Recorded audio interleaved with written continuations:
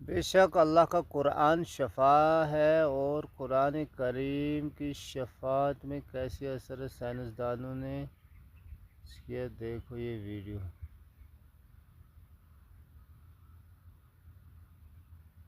باوجود کچھ حقائق ایسے ہیں جو آج بھی انسان کو حیران کر دیتے ہیں۔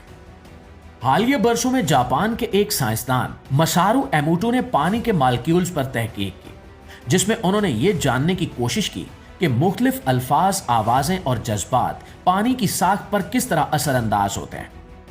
اس تحقیق کے دوران انہوں نے پانی کو مختلف حالات میں منجمد کر کے اس کے کرسٹلز کی تصاویر لی، اور یہ دیکھا کہ مثبت الفاظ اور خوبصورت آوازیں پانی کے کرسٹلز کو خوبصورت اور منظم شکل دیتی ہیں، جبکہ منفی الفاظ اور آوازیں ان کی ساخت کو بگاڑ دیتی ہیں۔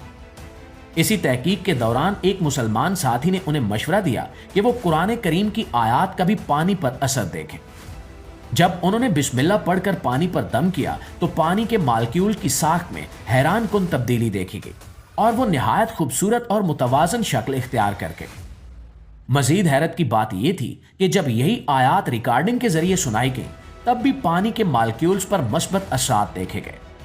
اس تجربے نے اس بات کو مزید تقویت دی کہ آواز اور الفاظ میں ایک خاص توانائی ہوتی ہے جو مادے پر اثر انداز ہو سکتی ہے۔ دوستو، اسلام ہمیں یہ سکھاتا ہے کہ قرآن کریم صرف ہدایت کی کتاب نہیں ہے بلکہ شفا کا ذریعہ بھی ہے، اور یہ بات قرآن کی متعدد آیات سے واضح ہوتی ہے جن میں بتایا گیا ہے کہ یہ انسانوں کے لیے ہدایت اور شفا ہے۔ سائنسی نقطہ نظر اور ماہرین کے مطابق انسانی جسم کا تقریباً 60 سے 70% حصہ پانی پر مشتمل ہوتا ہے۔ اس لیے اگر پانی کے مالیکیولز پر مثبت اثرات مرتب ہوتے ہیں تو اس کا اثر انسانی جسم پر بھی پڑ سکتا ہے۔ اس لیے اسلامی تعلیمات میں پانی پر دم کر کے پینے کی روایت موجود ہے، جسے روحانی علاج کے طور پر استعمال کیا جاتا ہے۔ جدید سائنس بھی اس بات کو تسلیم کرتی ہے کہ آوازیں اور فریکوینسیز مادے پر اثر ڈال سکتی ہیں، اور یہی اصول ہمیں ان تجربات میں بھی نظر آتا ہے۔ اگرچہ کچھ سائنسدان ان نتائج پر مزید تحقیق کی ضرورت پر زور دیتے ہیں، لیکن دوستو، اس حقیقت سے انکار ممکن نہیں ہے کہ الفاظ اور آوازیں انسانی ذہن اور جسم دونوں پر اثر انداز ہوتی ہیں۔ قرآن کریم کی تلاوت نہ صرف دل کو سکون دیتی ہے بلکہ ذہنی دباؤ کو کم کرنے میں بھی مددگار ثابت ہوتی ہے، اور کئی لوگ اپنے ذاتی تجربات میں اس کے مثبت اثرات کا ذکر کرتے ہیں۔ اس تمام بحث کا مقصد یہ نہیں کہ ہم سائنسی تجربات کو دین کا واحد ثبوت سمجھیں، بلکہ یہ ہے کہ ہم ان نشانیوں پر غور کریں جو ہمیں اللہ کی قدرت کی یاد دلاتی ہیں۔ قرآن ہمیں بار بار غور و فکر کی دعوت دیتا ہے اور کائنات میں موجود نشانیوں پر سوچنے کی تلقین کرتا ہے۔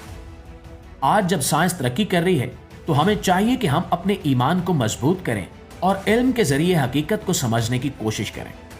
آخر میں یہی کہا جا سکتا ہے کہ چاہے سائنسی تحقیق ہو یا روحانی تجربہ، دونوں ہمیں ایک ہی حقیقت کی طرف لے جاتے ہیں کہ اس کائنات میں ہر چیز ایک مقصد کے تحت پیدا کی گئی ہے، اور قرآن کریم اس مقصد کو سمجھنے کا بہترین ذریعہ ہے۔ اگر آپ کو یہ ویڈیو معلوماتی لگی ہے، پسند آئی ہے، آپ کے علم میں اضافے کا باعث بنی ہے، تو ہماری اس کوشش کو ایک لائک اور ایک شیئر ضرور دیجیے گا۔ انشاءاللہ آپ کی خدمت میں حاضر ہوتے ہیں ایک نئی ویڈیو کے ساتھ۔ تب تک اپنا ڈھیر سارا خیال رکھیے۔